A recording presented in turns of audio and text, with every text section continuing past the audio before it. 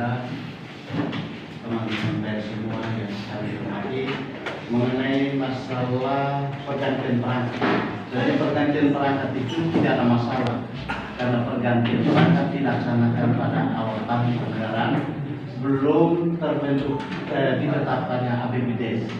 Setiap tahun ada pergantian perangkat, dan pergantian perangkat tidak dilarang oleh siapapun juga, karena itu kewenangan kepala desa untuk menggunakan tenaga yang dia mau pakai sesuai dengan kemampuan dan kerjasama dengan kepala desa, sehingga kepala desa mempertimbangkan itu mengganti setiap tahun.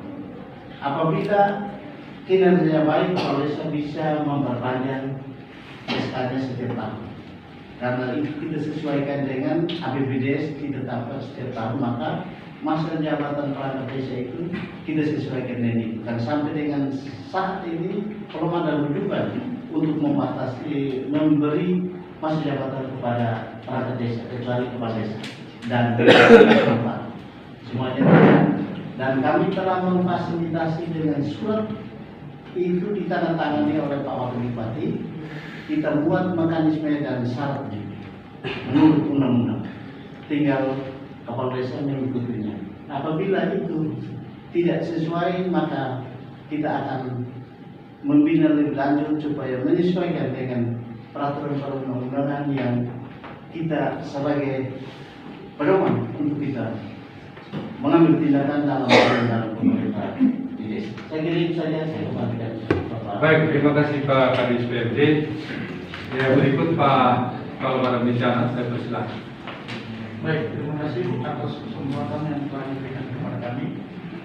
Yang terhormat Bapak Penjabat Sekretaris Daerah Kabupaten Melaka, yang kami hormati Pak Asisten Lurah, Bapak Ibu pimpinan perangkat daerah yang sangat hadir di sini, yang kami kasih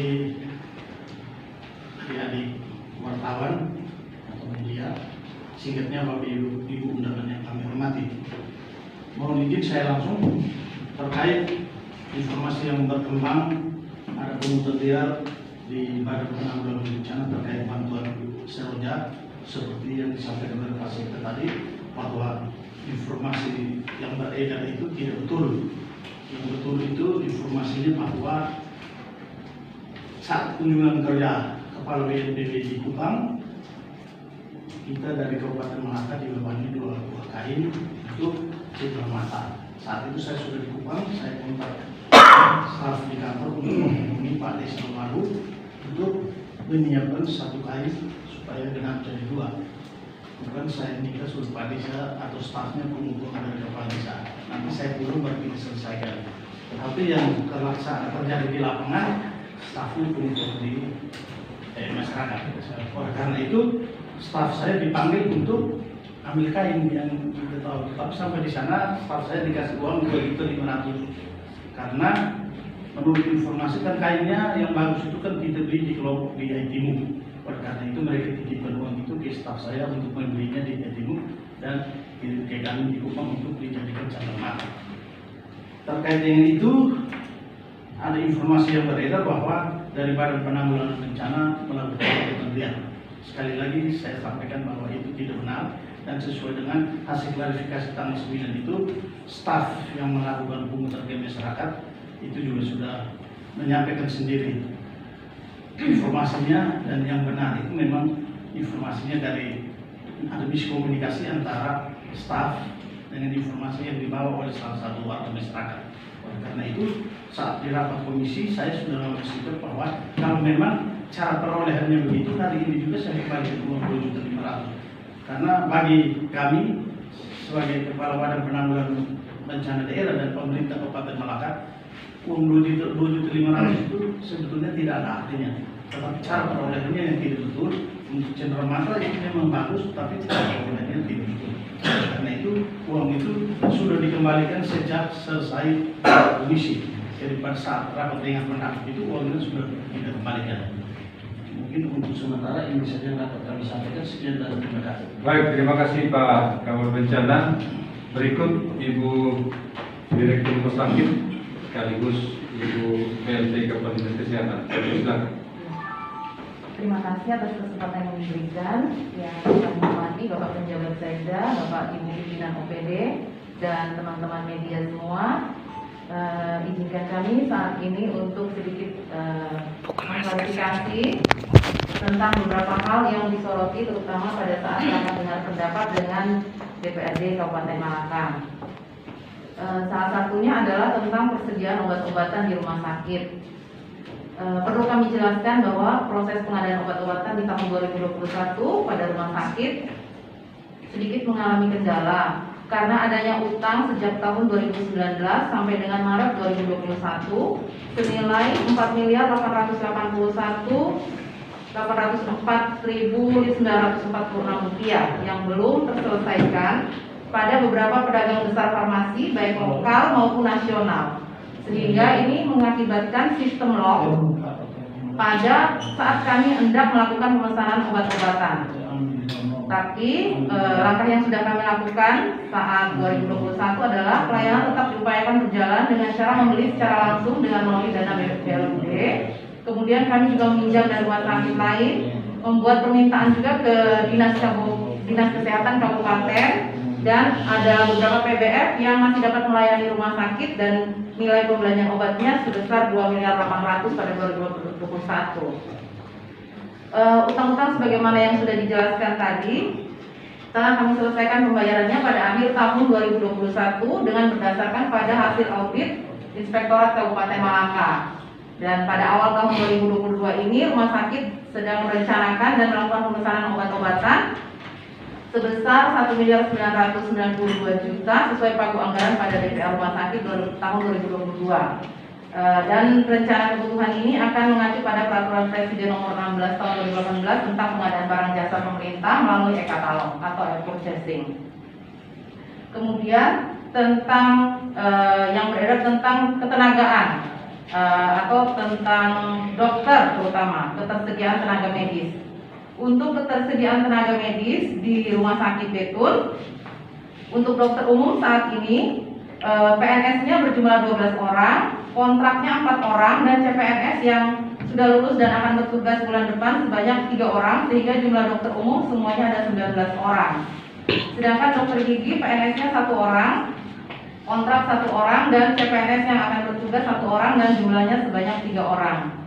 Sedangkan ketersediaan tenaga dokter spesialis sesuai dengan SK Bupati Malaka nomor 30/HK/2022 tentang pengangkatan dokter spesialis sebagai pegawai tidak tetap pada Rumah Sakit Betun tanggal 11 Januari 2022 ada sebanyak 8 orang, yaitu spesialis obstetri ginekologi 1 orang, spesialis bedah 1 orang, spesialis anestesi 1 orang, spesialis anak 2 orang, spesialis radiologi 1 orang, spesialis patologi klinik 1 orang, spesialis konservasi gigi 1 orang. Dan yang sedang diusulkan untuk menempati lokasi lowongan pada dokter spesialis di rumah sakit itu adalah penambahan tenaga dokter spesialis sebanyak 3 orang yang sedang dalam proses. Kemudian yang terakhir, mungkin hal yang ketiga itu kemarin yang disoroti adalah mengenai ketersediaan air bersih.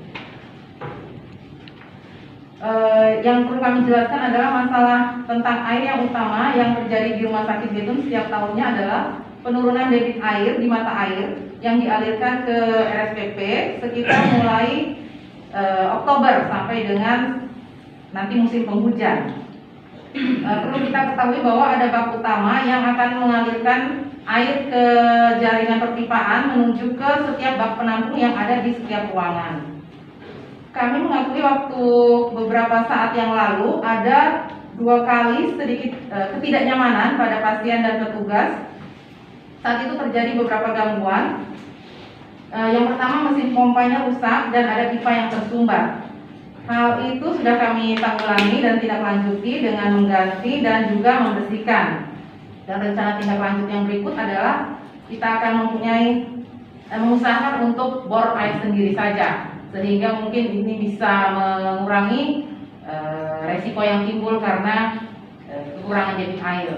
Dan saat ini untuk rencana tindak lanjut atau tindak lanjut yang sudah kami lakukan jangka pendek adalah mengambil air setiap harinya memakai mobil tangki rumah sakit dengan jadwal piket. Rata-rata setiap hari itu 15 kali angkut dari mata air Tubaki ke rumah sakit. Mungkin itu hal yang kemarin kita bahas di rapat dengar pendapat yang perlu kami klarifikasi. Terima kasih. Selamat sore. Baik, terima kasih Ibu Direktur Rumah Sakit, sekaligus Kepala Dinas Kesehatan dan Kepala Dinas Kesehatan Kabupaten Melaka. Berikut saya berikan kesempatan untuk Pak LT Kepala Dinas Pendidikan. Waktu sepenuhnya saya. Baik, terima kasih banyak waktu yang diberikan kepada kami. Dari yang saya hormati Bapak Pejabat Sekda Kabupaten Melaka, Bapak Asisten 2 yang juga hadir, Bapak Ibu pimpinan OPD yang hadir, dan sangat saya banggakan itu para awak media yang hadir pada siang hari ini. Selamat siang dan salam sejahtera untuk kita semua. Baik, kaitan dengan dana alokasi khusus fisik reguler tahun 2021 yang dikelola oleh Dinas Pendidikan dan Kebudayaan Kabupaten Melaka, regulasi kita berpijak kepada Peraturan Menteri Keuangan nomor 130 tahun 2020, di mana dalam pengelolaannya ada beberapa tahap, dan saya informasikan kita selesaikan kontrak di 31 September. Di 31 Desember tahap pertama kita sudah mulai batas sampai 15 Oktober. Itu dana 25% ditransfer dari Kementerian Keuangan melalui Omspam dan dikendalikan yang pertama Dinas Pendidikan, Keuangan dengan Inspektorat. Di tahap pertama penyaluran kita serap lebih dari 90%, artinya memenuhi syarat untuk tahap berikut disalurkan lagi. Tanggal 15 Desember merupakan tahap kedua yang disalurkan oleh Kementerian. Kita menyerap 90% lebih, artinya memenuhi syarat untuk salur tahap 3. Dalam perjalanan, karena kita melibatkan yang tadi saya bilang ada 3 komponen, 3 lembaga, karena soal pelaporan di injury time per tanggal 15 Oktober kita eksekusinya terlambat. Ketika laporan yang ditandatangani Pak Wakil hendak kita input ke Omspam sudah tidak bisa lagi karena waktunya sudah selesai. Sehingga sisa dana di tahap 3 Kementerian Keuangan tidak akan menyalurkan lagi. Dan ini saya segera melaporkan kepada Bapak Bupati, Bapak Wakil, dan termasuk Kepala Keuangan, kami diskusi. Dari itu saya juga tidak tinggal diam. Saya coba datang di KPPN atau KPN atau MUA untuk saya mendengar langsung kira-kira seperti apa petunjuk untuk kita mengambil solusi di dalam soal ini. Mereka minta kita buatkan surat ke Kementerian Keuangan dan saya buat waktu itu. Dan mereka menjawab 2-3 hari berikutnya bahwa tahap 3 tidak bisa disalur karena Omspam aplikasi sudah ditutup. Sehingga kondisi keuangan yang sekarang yang merupakan hak daripada rekanan pihak ketiga kontraktor adalah tanggung jawab dari pemerintah daerah. Dan kemarin kami juga sudah buka dengan Komisi 3. Komisi 3 juga sudah buka di RPP dan Pak Bupati sendiri sudah mengiyakan bahwa nanti akan diintervensi di luncuran tahun 2022. Saya rasa demikian beberapa hal yang saya sampaikan kaitan dengan data fisik reguler. Saya kembalikan Bapak Pejabat Sekda. Baik, terima kasih banyak Pak LT Kadis Pendidikan. Berikut saya berikan kesempatan untuk Ibu Kepala Dinas Lingkungan Hidup. Saya persilakan. Baik, terima kasih atas kesempatan yang diberikan kepada kami.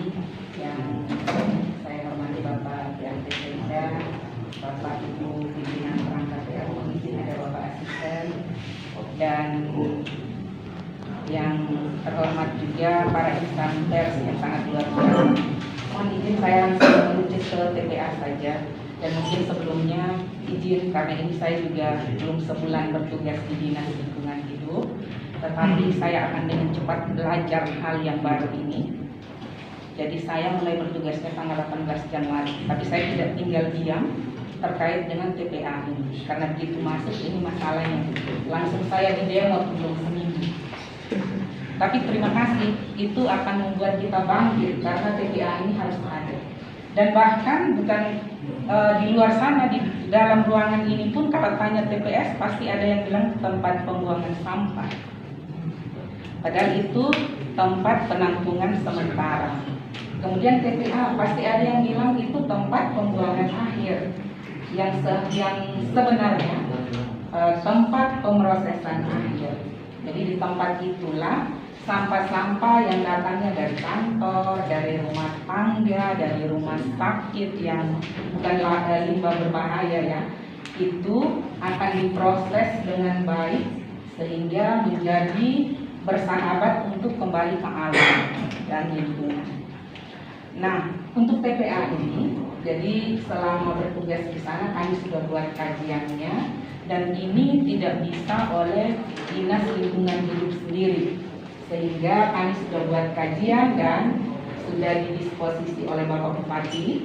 Tinggal nanti kita akan berproses lebih lanjut, karena ini akan melibatkan dinas dan badan lain juga, karena tidak bisa kami sendiri. Karena di sini nanti harus ada tanahnya harus tersedia, kemudian nanti dan hal-hal lainnya, sehingga tanah ini pun nanti akan digunakan dengan baik untuk menjadi TPA. Dan perlu kami laporkan bahwa sudah ada langkah-langkah awal untuk menindaklanjuti apa yang sudah dimulai di tahun-tahun sebelumnya baik oleh dinas itu ya waktu itu, untuk segera tempat ini yang mungkin masih ada beberapa kemungkinan seperti yang beredar, tempat itu bisa diminu atau yang lainnya, tapi itu bukan wewenang saya untuk menyampaikannya. Tetapi tugas kami adalah mempersiapkan untuk TPA ini nanti sesuai dengan tupoksi kita masing-masing. TPA itu akan tersedia, dan yang menjadi tugasnya Dinas Lingkungan Hidup sedang kami siapkan dan sedang berproses ya, karena memang sampah-sampah harus diangkut. Saya juga sedih, anak-anak itu sudah capek diusir-usir pakai kelewang pula dan lain-lain, karena memang serba salah. Tetapi mudah-mudahan ini menjadi perhatian kita semua, termasuk insan pers juga, agar di Malaka ada TPA. Karena kalau sampah itu tidak terbuang pada tempatnya, kita tidak usah mimpi pariwisata dan lain-lain. Demikian, terima kasih. Baik, terima kasih banyak Ibu Kepala Dinas Lingkungan Hidup. Saya berikan kesempatan untuk Badan Kepegawaian.